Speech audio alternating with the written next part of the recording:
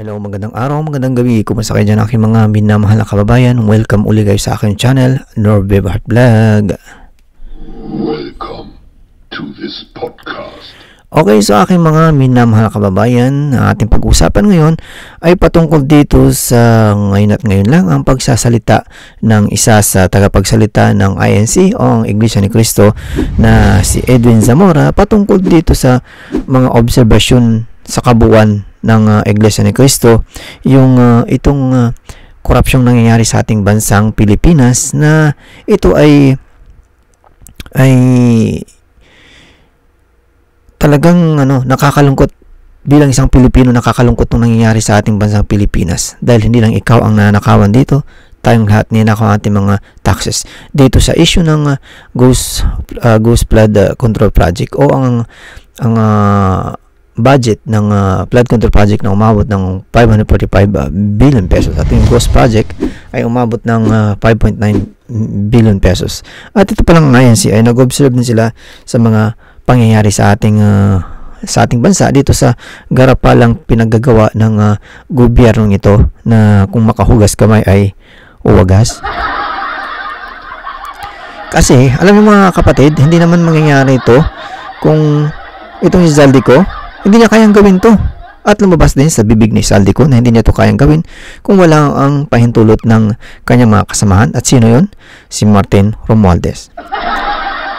At ito naman, pag piniga mo si Martin Romualdez, sigurado sasabihin niya, hindi ko to magagawa bilang Speaker of the House. Itong lahat ng ito kung wala ang pahintulot ng palasyo. So, lahat yan sila kasabot sa bawat isa. Kitang-kita naman natin yung pagka-cover up ng itong pumalit na bagong Senate President at Blue Ribbon na sila Soto at si Lacson dyan sa Blue Ribbon Committee. Naiba yung investigasyon, naiba yung daanan. Yung binanggit na mga 15 congressman ay nawawala na sa eksena. At yung 15 na contractor nawawala rin sa eksena. At nakapokus sila ngayon sa Diskaya. No? At ito palang mga Iglesia ni Cristo ay umobserve din sila dahil dito sa mga punto dito ulitin ko sa punto ni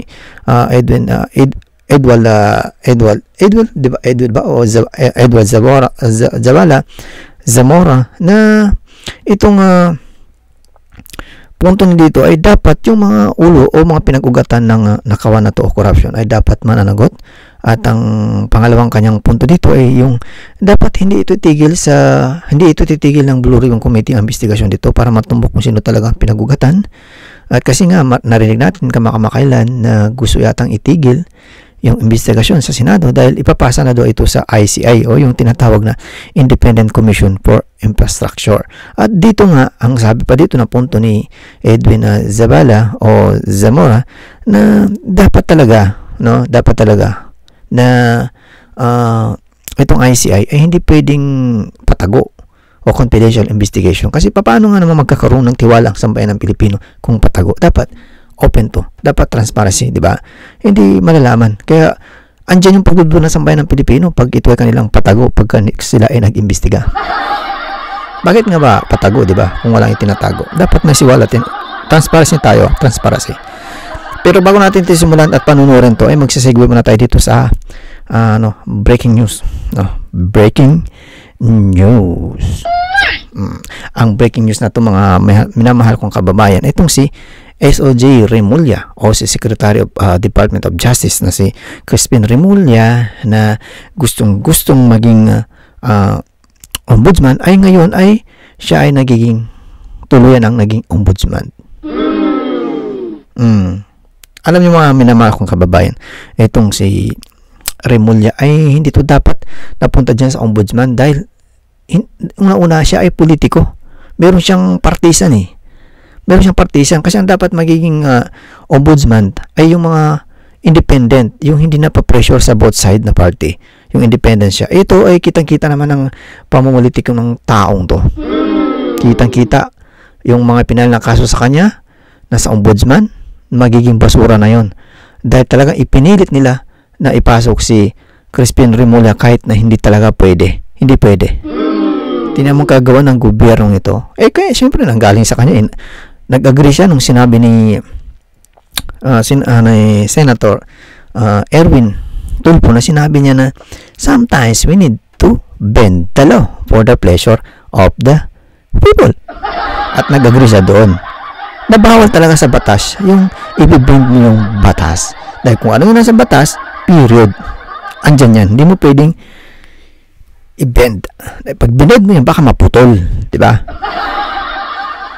Okay. So, alam niyo mga kapatid, ang unang mission ni Crispin Remulla bilang ombudsman ay kailangan niyang, sabi niya, bubuklatin natin at pag-aralan at tatanungin natin yung mga may hawak doon ngayon. Alam mo kung ano yun, yung salin ni VP Sara Duterte, yan ang una niyang mission. Mga kapatid, hindi lingid sa ating kalaman, kaya inilagay ng gobyerno dyan si Crispin Remulla bilang ombudsman ay dahil nga siya ang magtrabaho dito sa mga Duterte. Dahil ito ang part sa kanilang playbook na dapat ibagsak ang Duterte for preparation sa 2020. Dahil alam natin kung gaano kalakas itong si VP Sara Duterte. Kaya ito lamang ang paraan na gagawin nila, ay pipilayan nila si VP Sara Duterte sa pamagitan ng mga kaso. Hindi sila marunong lumaban ng patas. Kasi alam nila talagang overwhelm yung huge yung support kay VP Sara Duterte ng sambayan ng Pilipino, Visayas, Mindanao, Visayas. Pulidong support kay VP Sara Duterte. At sa Luzon, medyo sabi natin pwedeng 1/4, pwedeng kalahati. Kasi dyan naman ang karamihan na nauto sa Luzon mga uto-uto. Pero titingnan natin kung hanggang saan. Dahil dito ay sana iral pa rin ng batas. Dahil pag dumating dyan sa kasukasuhan na yan, diyan natin malalaman ang konstitusyon kung sino talaga ang sumusunod sa batas. No? Diyan natin malalaman. Okay, so mga minamahal kong kapatid, ito sisimulan natin ang panonood dito sa pagsalita ng spokesperson ng INC o ang Iglesia ni Cristo. Let's go. Pahayag na ang Iglesia ni Cristo tungkol sa mga investigasyon ng malawakang katiwalian sa mga flood control projects. Ang Iglesia ni Cristo ay payapang nagmamasid sa kasalukuyang nagaganap sa Pilipinas. Kalakip ang pananalangin sa Diyos na sana ang makapamayani sa ating bansa ay ang kapayapaan at katarungan. Ang mga pagtatalo-talo at pag-aalitan na ibinunga ng malaking eskandalo ng katiwalian sa libu-libong flood control projects ng kasalukuyang administrasyon at ang mga pag-aawayang pampolitika ang dahilan ng mga kaguluhan ngayon sa ating bansa. Nakita namin ang ginawang hakbang ng pamahalaan sa layuning alamin ang punot dulo ng mga napaulat na mga anomalya sa mga nasabing proyekto. Bukod sa sinimulang mga pagdinig tungkol dito ng Kamara at Senado, ay itinatag din ang Independent Commission for Infrastructure, ICI. Yan, ang nagtayo niyan ay si Bongbong Marcos. Siya ang nag-appoint sa mga tao na yan. So, paano pa tayo asa na yan na independent ka? Siya ang naglagay ng mga tao So, natural. Talagang siya ang magmamando dyan. Dito pa lang, malino na yan. Parang hindi lalabas yung katotohanan dito Diba?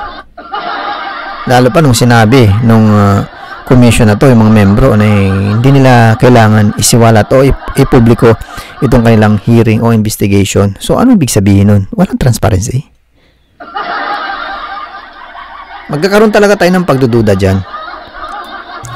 Tulad ng maraming Pilipino, naghihintay din kami hindi lamang sa magiging resulta nito na dapat ay totohanan at mapagtitiwalaan, kundi kung paano ito maisasagawa ng walang pag-aalinlangan.